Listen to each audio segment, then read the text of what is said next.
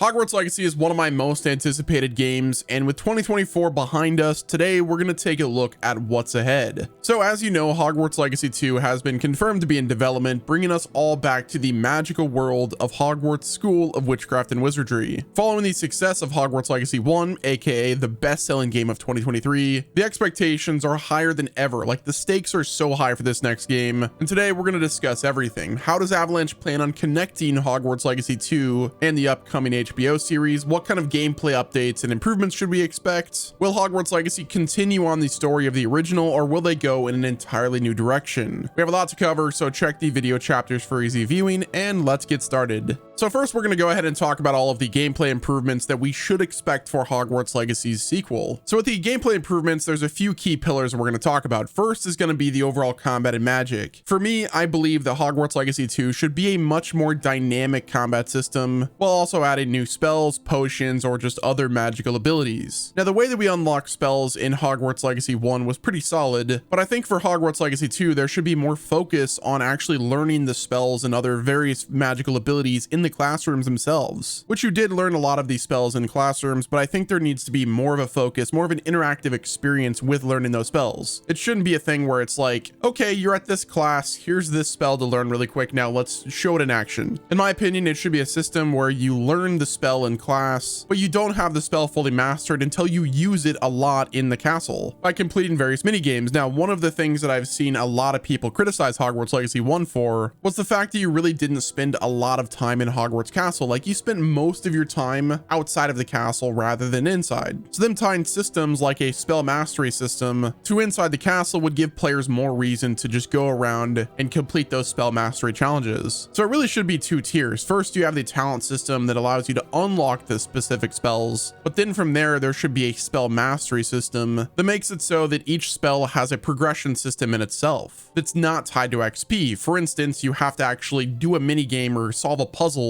to unlock the next tier of a specific spell. Like, I'm fine with how they do the overall progression in Hogwarts Legacy 1, you know, tying the XP to talent points. And then from there, you have the core talents where you can put those talent points in, and that will allow you to unlock different parts of your character. But I think having it more gameplay focused rather than just like XP focused should be the future for Hogwarts Legacy 2. Like I said, there's a lot of people that felt like they were never at the castle, so giving us more reasons to be at the castle is a good thing. And I think tying the overall progression system to quests and objectives in the castle is a good start. So this brings us to another feature that I would love to see implemented. It has a bunch of leaks that were in the game files for the original game, and that is a strong companion system. One of the things that I was really disappointed about was the fact that you couldn't like say, hey, what's up, Sebastian? I need your help with something. Could you join me, be my companion, so we can complete some quests together? Now, I understand that there's certain quests that kind of make it so that you're with a companion that's in the story. Like, if you're doing a quest with Sebastian, it makes sense to only have Sebastian with you rather than having like Poppy alongside you and Sebastian. That would be pretty cool, but I just don't really see it needed. But for some of the quests that aren't tied to another companion, make it so that you could have anybody with you. Having one companion would be fine, but I think it would be really awesome to have two companions, so you're kind of that dynamic trio, which is fitting because it's a game in the world of Harry Potter. Next up, if you guys have been watching my channel for a while, you know that I've been screaming this for a while now, and that is having a morality system in the game. And I'll just go ahead and preface this. I'm not saying that we need to have a morality system on the scale of Red Dead Redemption or anything like that, but something where choices have meaning is something that is heavily needed. There should be significant consequences on the game's narrative and the world around the player. If you do something really good or really bad, those decisions should feel impactful. For instance, if you go around using Avada Kedavra, then other students should be like, yo, this dude killed somebody, we should probably report him. Or for instance, if you do something really good, like saving a student's life, should have impacts on the rest of the NPCs. Like, you should walk down the halls of Hogwarts being seen as a legend for saving the person. And I think when it comes to morality, the easiest way they can do it is just tie it to the house points system. Make it so that if you do something good, the house points of your house go up, and if you do something really bad, like let's say using the killing curse, the house points should go down. And then depending on that house points meter, like if it's going down super low, then your classmates should be like really upset at you. They're like, dude, why do you keep doing this? You're making our house points go down, like you're literally throwing. But then if you start doing really good, they're just like, hey, good job, let's keep it up, you know, keep up the good work. Like, for me, I'm not a game developer, so it just seems like an easy system they could implement, but who knows? I'm sure that there's a lot of challenges. Again, not a game developer, just a guy with ideas. So next up, let's talk about the open world for Hogwarts Legacy 2. What kind of world expansion should we expect? Now, one of the criticisms that I've seen, and I personally have for Hogwarts Legacy, was the fact that the game felt like outside of the castle, there really wasn't much depth. It was almost like everything apart from the castle was as wide as an ocean, but as deep as a puddle. Now, for Hogwarts Legacy 2, there needs to be more depth to the overall open world. So rather than expanding the open world in terms of the size, like the length, I guess you could say, or the width, the focus for this game should be more on making the world deeper and just more detailed. One of the reasons why I hope that we get a different setting for Hogwarts Legacy 2 is it will allow them to kind of take some of the southern part of the map and just kind of repurpose it, change it up, and make the world down there feel richer and just more immersive.